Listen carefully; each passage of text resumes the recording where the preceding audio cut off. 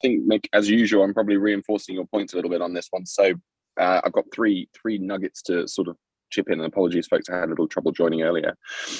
First one is the level of and quality of VC activity in Australia, I think, is improving. And I think appetite from corporate refugees, from students leaving, from academics to get out of the unis is there. And I just think we're probably at the moment, we're a little light on early stage incubators that aren't part of universities and early stage accelerators. And that's part of why I'm very proud to be part of the Climate Salad team and helping as much as I can. And I think this mindset, so that's the first one. Second one, the venture capital sector in Australia is just too small in general. So we have too few funds, we have too much money in a couple of big players, and therefore, if you wipe out, as any founder can tell, you can easily learn your trade of pitching across 10 funding organizations, you have basically missed the venture capital opportunity inside Australia. That combined with relatively strong deal flow means that they can basically pick and choose the deals, and they go for the B2B SaaS play, which has fabulous economics, but doesn't change our issues around climate change and the atoms entering the atmosphere. So we've got a little bit of work to do there. I think there's definitely space for everyone to make fabulous returns and to invest more actively. But at the moment, I think we've got a few structural things. And I think this is where the international conduit piece is, again, a real opportunity, because we've got quality startups and quality teams trying to raise capital. We're not necessarily getting the capital from the domestic players just at the moment. And I think there's a space to connect it up to, frankly, US and maybe even UK capital. So I'm just starting to pull something together, Mick, which I'll give you an update on maybe later today. But we're going to do a showcase, in effect, across a whole bunch of what's now being termed critical tech. But I actually personally put climate tech in that too. So the third one, before I shut up. Sorry, just last one. Corporate innovation is dead at wheel in Australia. The corporates are completely absent from this topic. They are moving at the international level through the tech giants, and some of the local players are getting their act together. And I think the appetite is there now at board level a bit more. And the AICD that I'm sitting in right now is moving. But if you look across corporate innovation as a sector, it is not active enough. And we are woefully behind Asia and Southeast Asia and Europe. And that is a huge opportunity for us. If we bring these folks to the party, we'll get the action. In respect of doing that, James, one of the opportunities of doing that is, I think corporate Australia, everyone's talking ESG. And they don't know what they don't know. And they want to. I don't think I think the CEOs of large corporates or even medium corporates and whatever, everybody wants to get involved. They just don't know how. So maybe this can be a forum. One of the things we can do, Mick, is through this forum, how do we connect corporate Australia to Climate Salad? How do we actually connect people that will engage and excite and enthuse? What are the things we can do to sort of create, what is the pain point of the corporate? Is the pain point of the corporate to retain their teams, to retain the brightest and the best?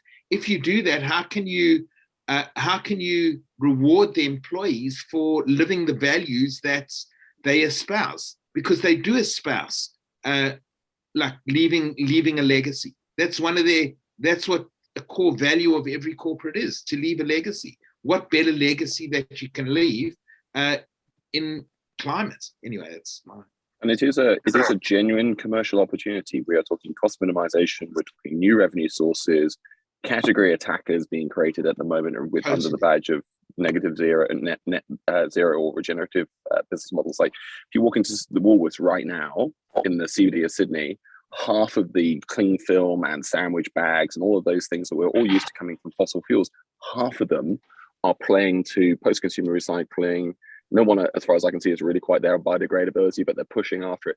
You know, if you want to go and take out a massive slice of money in the market, this is your moment. And I think that thinking, I agree completely that the appetite is coming through now. Corporate Australia in general hasn't had the heritage of systematic, sustained innovation, but it is a solved problem internationally. And I think we can definitely take some lessons and we can replicate best practice. And there's everything to be gained. This is where we win the productivity piece. This is where we put the economy on a more sustainable footing. This is where we stop our supply chain stretching around the planet. Like All this stuff can be done. It's a very optimistic moment, actually. I agree. And the other thing is, in respect of corporates, everybody wants to upskill and reskill and have this learning. They have regular learning. Even within government, they have learning fests. There's e-learning, there's learning. How can we actually put the curriculum, put climate into the curriculum? You know, how can you put the actions that one can take when you talk about empathy, when you talk about leadership, when you talk about business? How can you actually incorporate sustainability and climate issues into those narratives and stories? It's very achievable, and to be fair, Mick and I first met through the Telstra muru-D accelerator, I think probably now Mick 8-9 years ago even. And this is a very well understood and known field internationally, academically. Like, it's a solved problem. I think where we need to, I think, come to the play, and I do think this could be the kind of forum that does it, under the banner of actually saving the world and making a lot of money in the process, which is the two goals in that order. I think genuinely finding the people who have the intent and then coupling it to, frankly, what is a well-known playbook. Lots and lots of good examples, lots of role models, because I think there's always this issue around desire and then execution.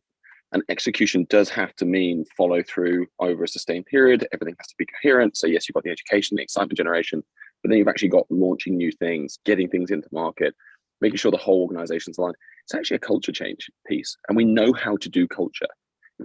What's interesting about this is that people lose their minds to put the innovation or climate word onto these things, and suddenly they lose their professional skill set around culture change for digitalization, or culture change for inclusion and diversity, or culture change for cybersecurity. Like, this is normal in a corporate to do this work. This is part of the skill set.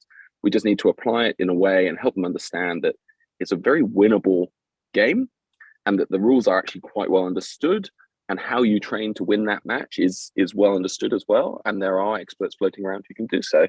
And I think if we can do that, the ones who get that right, it's just reflecting. Sorry, guys, I'm jabbering on a bit, but reflecting from my former life, I used to run factories in aerospace and automotive, and we would often buy factories and have to do a complete lean transformation from top to bottom. And guess what? As we would go, we would get safety improvements, almost always. Because as you go with this as your lens to improve and transform and engage people, you tended to get these secondary benefits around actually not hurting people in the plant. And I think climate change is one of those ones where if people have the motivation to save the planet and make lots of money, then they can apply a very well-known set of tools and techniques systematically for a period of time and get the outcomes. And they will end up as, frankly, category winners. I think we're going to see the next generation of billion-dollar companies coming through. Right now, if you want to knock off an incumbent, this is the best strategy. I urge all the startups I work with, think hard about how you dislodge the incumbent using being a regenerative company and a net zero company at the very least. So it's all to play for.